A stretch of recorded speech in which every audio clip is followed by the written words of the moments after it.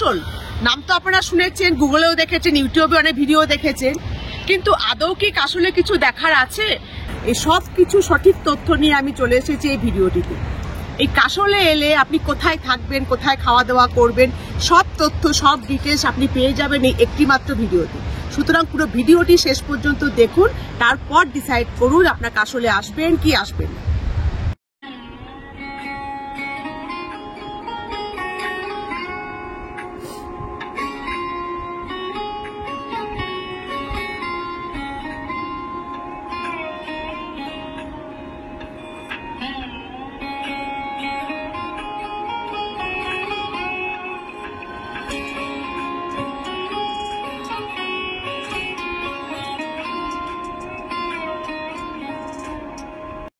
কাশলে প্রথমে আমরা এসেছি কাশলেরই একটি নেচার পার্ক, লোকাল একটি নেচার পার্ক, খুব ছোট্ট দেখে যা মনে হচ্ছে, ঢুকে বেশি বড় না, কিন্তু তাও একটু ঘুরে দেখি ভেতরটা কিরকম। চারিদিকে পাহাড় আর মাঝখানে ছোট্ট এই নেচার পার্ক। এবার এই পার্কটা একটু ঘুরে দেখি, চলুন।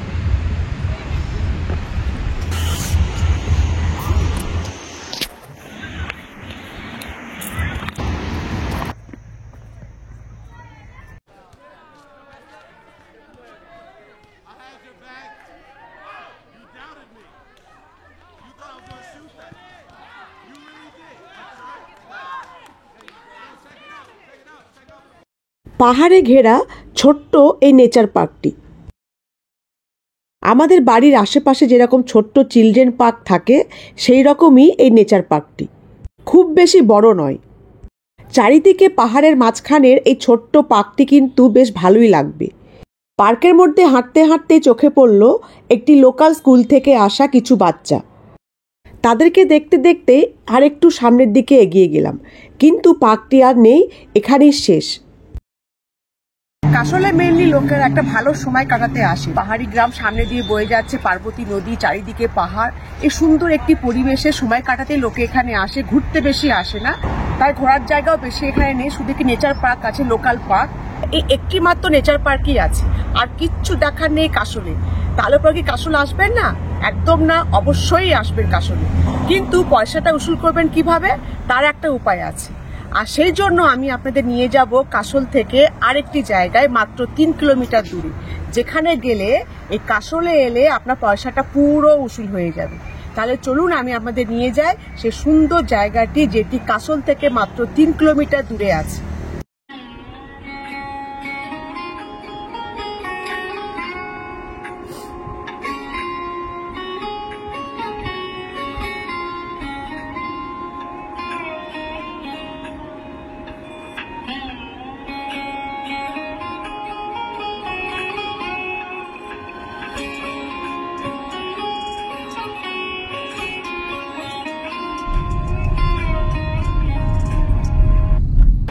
কাশল থেকে প্রথমে চলে এসেছি মানিকারানি।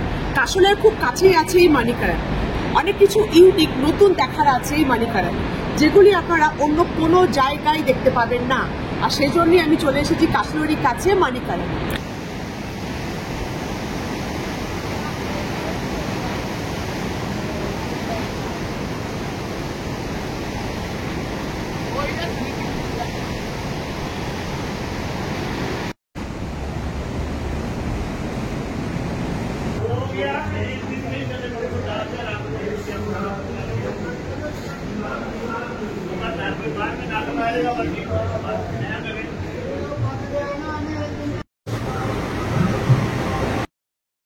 মানিকারানে অনেক কিছু নতুন ইউনিক দেখার আছে।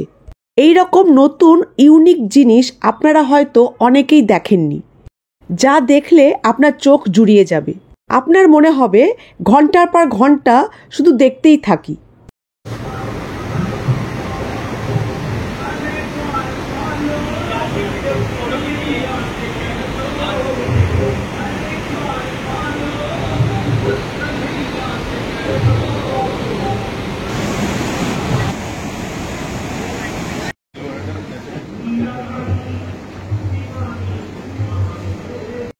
কাশল আর মানিকারান দেখে আমরা বেরিয়ে পড়ব আমাদের নতুন গন্তব্যের দিকে। আমরা যাব জিভি। কাশল থেকে জিভির দূরত্ব প্রায় 82 কিলোমিটার। 3 থেকে 3.5 ঘন্টা লাগবে জিভি পৌঁছাতে, কিন্তু যখন আপনি জিভি পৌঁছাবেন তখন প্রায় সন্ধে হয়ে যাবে। কিন্তু একদম চিন্তা করবেন না, যত রাত্রেই আপনি পৌঁছান না কেন আপনি জিভিতে প্রচুর থাকার জায়গা পাবেন। এখানে প্রচুর সুন্দর সুন্দর হোটেল রিসর্ট আছে। পছন্দ মতো যে কোনো হোটেল বা রিসর্টে আপনারা থাকতে পারেন। পরদিন সকাল সকাল আমরা বেরিয়ে যাব জিভির দর্শনীয় স্থানগুলো দেখার জন্য। জিভিতেও প্রচুর সুন্দর সুন্দর জায়গা আছে দেখার, যেগুলো খুবই ইউনিক, খুবই নতুন, একদম মণিকরণের মতো। কিন্তু সেই জায়গাগুলি কি কি সেগুলো আমি এখন আপনাদের বলবো না। জিভি নিয়ে আমার নতুন ভিডিও আপলোড করব, সেই ভিডিওতে আপনারা দেখে নেবেন। জিভি থেকে যদি আপনারা চান আপনারা চণ্ডীগড়ে চলে আসতে পারেন, সেখান থেকে ট্রেন ধরে কলকাতা। আর যদি আপনারা চান আপনারা চণ্ডীগড় গিয়ে কলকাতা ফিরবেন না, তাহলে আমার মতো আপনারা জিভি থেকে চলে যান আরেকটি নতুন জায়গায়, যেটি খুবই বিখ্যাত আর সুন্দর একটি জায়গা। জিভি থেকে আমরা চলে যাব প্রায় 200 কিলোমিটার দূরে। আমরা যাব ধর্মশালা। ধর্মশালা পৌঁছে আপনাকে সেখানেই রাতটা কাটাতে হবে। পরের দিন সকাল সকাল আমরা বেরিয়ে যাব ধর্মশালার দর্শনীয় স্থানগুলো দেখার জন্য।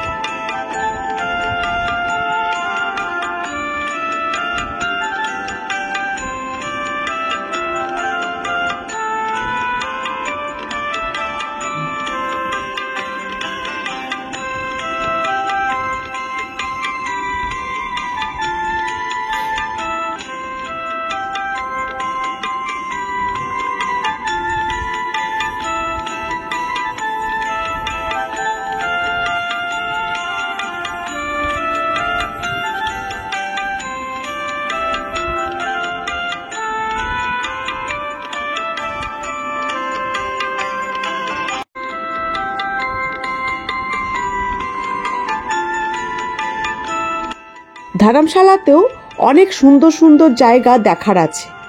পুরো ধর্মশালা ভালো করে ঘুরতে আপনার একদিন লেগে যাবে। ধর্মশালায় দেখার কি কি জায়গা আছে সেই সবগুলো এই একটি ভিডিওতে বলা তো সম্ভব নয়, সেই জন্য আমি নতুন ভিডিও আপলোড করব, যেখানে ধর্মশালায় কি কি দেখার জায়গা আছে সেই সব কিছু তথ্য দেওয়া থাকবে। আপনারা সেই ভিডিওটি অবশ্যই দেখবেন। ধর্মশালা ঘুরে যদি আপনি চান আপনি চণ্ডীগড় কিংবা অমৃতসর ফিরে যাবেন, তাহলে পরে আপনি সেটিও করতে পারেন। চণ্ডীগড় কিংবা অমৃতসর ফিরে যাওয়ার আগে আমি কাশলে কোথায় ছিলাম সেটি এবার বলে দেওয়ার পালা।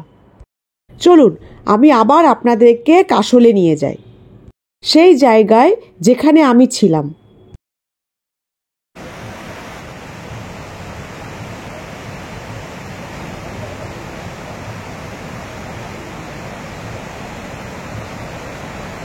ঠিক পার্বতী নদীর ধারে আছে এই ধর্মশালা শহরটি।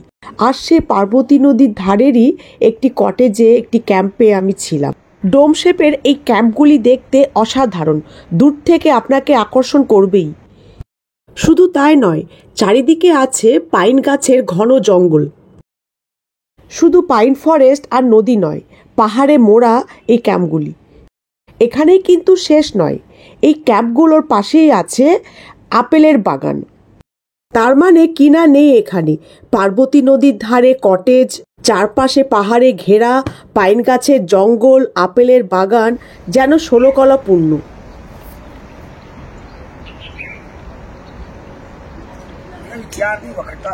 खट्टा एप्पल, अच्छा। ऐसे कोई प्रॉब्लम नहीं होगा तो खाने से? खाने से कुछ प्रॉब्लम नहीं आता? प्रॉब्लम नहीं होगा, दो लेना है तो उसे खा लेना। नहीं इधर एप्पल तो खाए, लेकिन इस पेड़ से उतार के थोड़ी खाए, मार्केट से खरीद के खाए। हम कलकत्ता से है ना, ये भी पेड़ है लाल वाला जो है, लाल एक तो ये भी सेब है, ये मीठा है। मीठा होता है पर ये होता अगस्त में तैयार, ये होता अब। আপেল বাগান আছে ক্যাম্পের সামনেই, বলছিলাম সেই আপেল বাগানের যে লোকটিকে আমি রিকোয়েস্ট করলাম কিছু আপেল পেড়ে দিতে, কাঁচা টক টক খেতে বললো, কিন্তু পেড়ে দিল 4টে, মানে একটা গিফট পাওয়ার মতো। কোনি তো গাছ থেকে পেড়ে খাইনি, প্রথমবার গাছ থেকে পাড়া আপেল একটু টেস্ট করে দেখবো, টক হোক মিষ্টি হোক যাই হোক খেয়ে দেখবো। খুবই ভালো লাগলো। খুব সুন্দর একটি ক্যাম্পে এসে উঠেছি। আমি তো আগের ভিডিওতে একটু হিন্টস দিয়েছিলাম আমি কোথায় আছি। খুব সুন্দর একটা ইউনিক জায়গাতে আমি আছি, খুবই ইউনিক।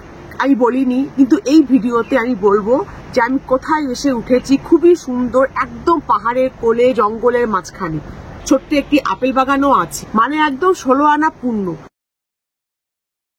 ক্যাম্পটির নাম বলার আগে এর ভেতরটা আমি একবার দেখিয়ে দিই। আপনারা দেখে নিন এই ক্যাম্পগুলির ভেতরটা কীরকম, ইন্টেরিয়ারটা কীরকম। চলুন আমার সঙ্গে আমার ক্যাম্পের ভেতরে।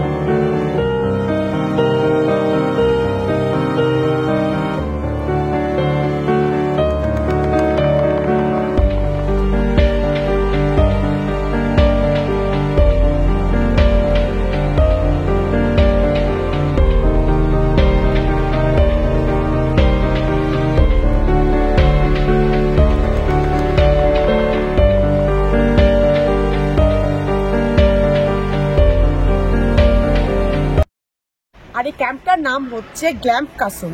এটি কাসলের মেন সিটিতে নেই। যখন আপনি কাসল ঢুকবেন একটা চেকপোস্ট পাবেন, চেকপোস্টটা পেরিয়ে ঠিক দুপা গিয়েই দেখবেন বাঁদিকে এরকম গোল গোল ডোম শেপের ক্যাম্প রাখা আছে, সেটাই হলো গ্ল্যাম্প কাসল। আমি সেখানে এসে উঠেছি। খুব সুন্দর একটি ক্যাম্প, একদম ইউনিক, নতুন ডোমের মতো শেপ। ভেতরে ইন্টেরিয়ারও খুব সুন্দর, মডার্ন, সব রকম আপনি ফেসিলিটিস পাবেন। যেমনটি দেখালাম, নিট অ্যান্ড ক্লিন, টয়লেট, সব কিছু বলার কিছু নেই, আমি অলরেডি দেখিয়ে দিয়েছি। সুতরাং রিসর্টে হোটেলে তো অনেক থেকেছেন, এখানে এসে একবার থেকে দেখুন ডোম শেপের ক্যাম্পে, খুব ভালো লাগবে। এখানকার প্রাইসটাও খুব রিজনেবল, যদিও এটা আপস অ্যান্ড ডাউনস হয় সিজনের ওপর, আপনি কোন সিজনে এসছেন। অফ সিজন এলে, আমি যে সময় এসেছি দুর্গাপুজোর ঠিক পরে, কালী পুজোর আগে, এই পার্টিকুলার টাইমটা টুরিস্ট কম থাকে বলে দামটা একটু কম নিয়েছে, কিন্তু অন্যান্য সময় খুব বেশি হিউজ দাম না। সুতরাং রিসর্ট হোটেলে না থেকে ক্যাম্পে থাকাটাই মনে হয় কাসলে এলে পাহাড়ের কোলে খুব ভালো লাগবে, একটা নতুন ধরনের এক্সপিরিয়েন্স হবে। কিন্তু খাওয়াটা একটু কস্টলি, যেহেতু পাহাড়ি এরিয়া আমরা জানি। এক প্যাকেট ছোট্ট ম্যাগি খেলে 60 টাকা লেগে যাচ্ছে, চিকেন খেলে 400 টাকা। সেই তুলনায় বাইরে একটি সুন্দর হোটেল খুঁজে পেয়েছি, খুব রিজনেবল, খুব চিপ, একটা আন্টিজির দোকান। সেখানে যদি আপনারা যান 20 জন, 30 জন, 50 জনের গ্রুপ যাই হোক না কেন, ওরা বলে দিলে সঙ্গে সঙ্গে ফ্রেশ খাবার, চিকেন, ডিম সব রান্না করে দেবে। এবার আমি আপনাদের সেখানেই নিয়ে যাব। হোটেল থেকে বেরিয়ে, ক্যাম্প থেকে বেরিয়ে হাঁটছি রাস্তার ওপরে, একটুখানি গিয়েই সেই রেস্টুরেন্টটা, খাবার দোকানটা, সেখানেই যাচ্ছি। আপনারা ডাউনের দিকে যাবেন, আপের দিকে না, ক্যাম্প থেকে ডাউনের দিকে, নিচের দিকে যাবেন, দুপা হেঁটে হোটেলটা পেয়ে যাবেন। আমরা চলে এসেছি, একদম আমার ডান হাতেই আছে সেই রেস্টুরেন্ট।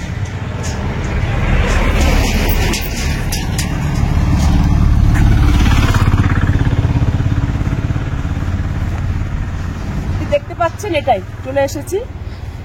বা ব্রেকফাস্ট করে বেরোবো।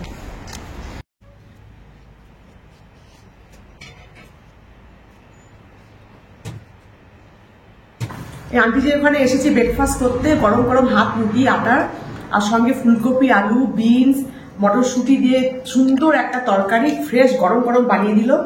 যদি এখানে আপনারা কাসলে আসেন, আমার দেওয়া ক্যাম্পটিতে থাকেন, তাহলে অবশ্যই আন্টিজি এখানে খাবেন। খুবই টেস্টি খাবার, ফ্রেশ গরম গরম বানিয়ে দেবে, আর খুব সস্তাও।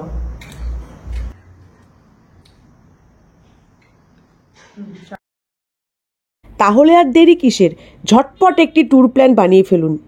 যেই ট্যুর প্ল্যানে থাকবে সিমলা মানালির সঙ্গে কাসল, মণিকরণ, জিভি আর ধর্মশালা।